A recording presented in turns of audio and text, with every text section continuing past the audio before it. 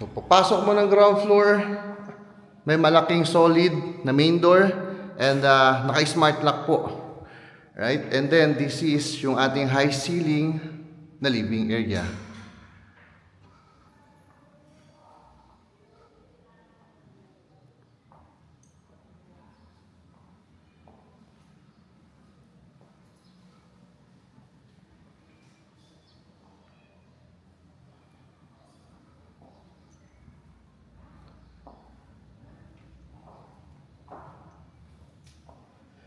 Okay, meron tayo ditong bedroom dito sa ating ground floor. So I guess ideal po ito for parents room or yung tinatawag nating elderly room, no? Para hindi na po aakyat ng second floor or third floor. Meron na po tayo dito kasama toilet and bath. Right? So ito yung space, may provision po for split type aircon.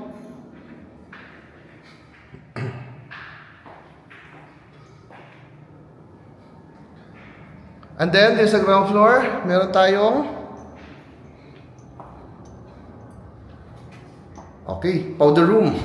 Hindi pa ako sure. Okay, powder room for visitors po ito. Alright? So, for visitors, para hindi messy.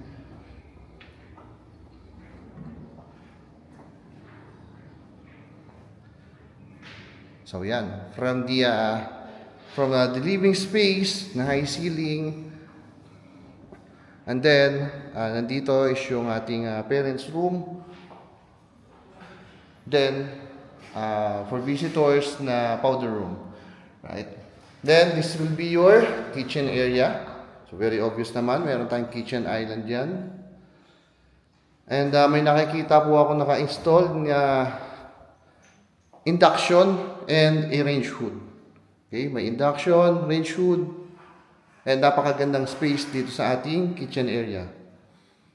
As well as the dining area. So, napakalawak niyan. So, kahit ilang seater po, kasya po dyan. Right? Ito lang space, no? Then, meron tayo ditong pool area, which is 4.5 to 5 feet po. Yung lalim. Okay? So, from here, 4.5. Then, going there, yung 5 feet po. Yung pinakamalalim. Okay? Hindi na pupunta ron. Nandun is yung ating maid's quarter and yung kanyang bathroom area. So, again, this will be your dining area. Pwestohan ko dito para mas makita ninyo. Dining and kitchen area. Okay? Then from the dining, meron tayong sliding door, access sa ating pool area. Diba? So para ma-monitor nyo, may mga bata man po kayo na nag-e-enjoy dyan sa ating swimming pool. Okay? O, akit ako. Second floor. Pero pakita ko rin sa inyo habang umaakit ako itong napakagandang high ceiling. A double height ceiling, diba? From ground floor up to second floor. Tama. Isa pa, ideal po ito para sa large families. So, daming bedrooms nito. So, tara, isa-isahin natin. First bedroom, dito sa second floor. May nakikita akong provision for a window type aircon. May built-in cabinet and may sariling toilet and bath.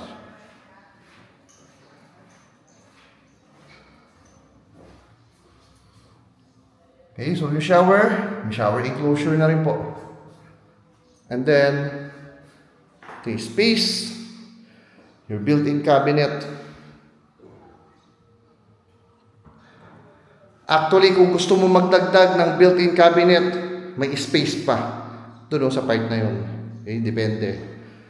Pero, laki ng space. So, first bedroom and then, the second bedroom natin. Same lang. May built-in cabinet, provision for a window type aircon, and may sariling toilet and bath. Actually, mga toilet and bath niya, same lang po. Lahat may mga shower enclosure na rin. Sa shower area. Ayan. So, second bedroom to ha. And dito sa second floor, dito rin natin makikita yung ating master's bedroom. O, ito. Para dun sa magbabayad na itong bahay. Ito ha. This will be your master's bedroom. Siguro kung meron ako papalitan dito is yung ating door dito sa master's bedroom. Alam ko sa inyo, mas gusto nyo is mas solid kapag master's bedroom. Mas solid po yung door. Okay. So, ito yung space. Ito, may naka-install po na split type aircon. Para po sa full details, please pakicheck po sa description box. Nasa meeting pa po yung may-ari. Hindi pa po niya na i-send sa akin. Okay? Check nyo po sa description box. Pag pinost ko po ito, isasama ko po yung full details. Okay? So, may balcony. Ito. May small balcony po dito. And of course, ito yung very impressive dito sa master's bedroom. Ito. Walk-in closet, toilet and bath. May bathtub.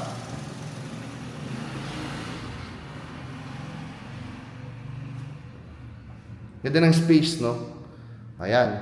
Isa-isain natin bawat kanto. Okay? So, ito yung inyong bathtub area and toilet and yung lavatory. Right? Then, we have the vanity table dito. Natatad ng lights. And, yung ating shower area with shower enclosure. Of course. Right? And, siyempre, yung mga cabinets natin. Okay? Ganda yan. Malaki po yan. Okay?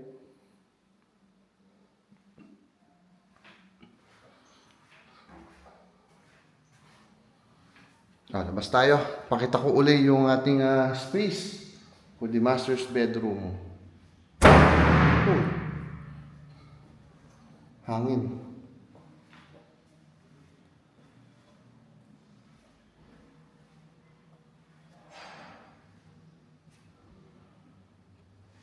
Okay. So, yun yung space ng ating master's bedroom. Proceed tayo sa third floor. Sa third floor, kung hindi ako nagkakamali, meron pang 3 bedrooms doon. Or 4. Ayan.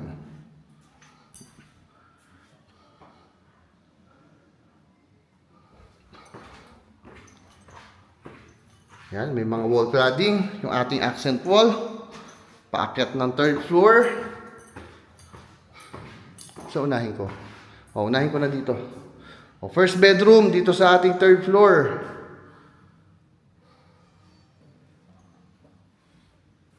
May balcony, may built-in cabinet, may sariling toilet and bath. So, same features, iba lang ng layout. Okay? Ayun.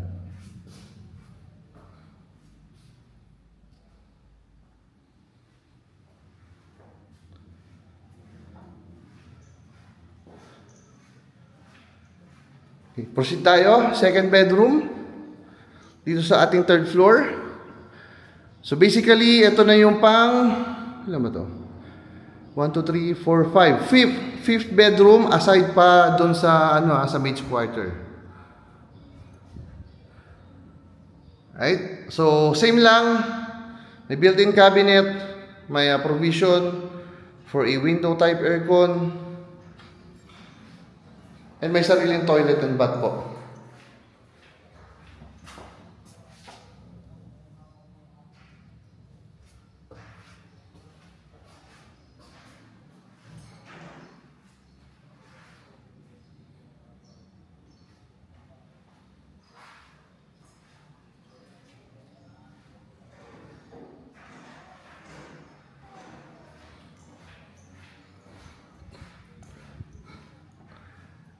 And then another bedroom, pang sixth bedroom po.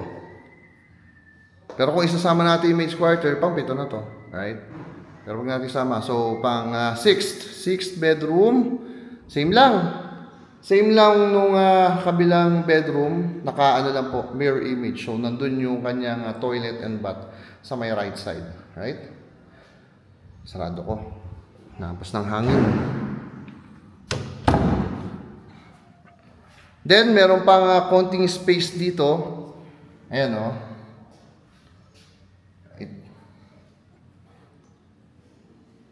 So, pwede pa kayo dyan maglagay ng sofa, actually. Then, feature wall natin. Then, meron ditong isang bedroom na siguro pwede nyo gawing at least office. Yeah. Office room. Or depende sa inyo. Okay, kung ano po yung needs nyo, depende. And then, the last part is itong terrace po natin. Right? So, kung may family gatherings, pwede po tayo dito. Alright? That's it. Again, review tayo. This is located inside Greenwoods Executive Village. Very accessible po to top business district. Dalawa ang gate natin. We have Pasig Gate and Taytay Gate, yung backdoor gate natin. Pag Taytay, malapit siya sa Highway 2000 and C6. So, napakadali nyo na makapunta ng Makati, BGC, or even NAIA. And then, pag Pasig Gate, of course, Ortigas Business Center tayo malapit. Okay, so, if interested kayo, message po kayo. Yung number namin, available yan. Mobile, Viber, or WhatsApp. And yung full details ng property, makikita nyo sa description box. Please, pakicheck na lang po muna. Alright? So, yan. That's it. Again, my name is Vin of NCR Rizal Properties. Thank you for watching po and God bless everyone. Bye-bye.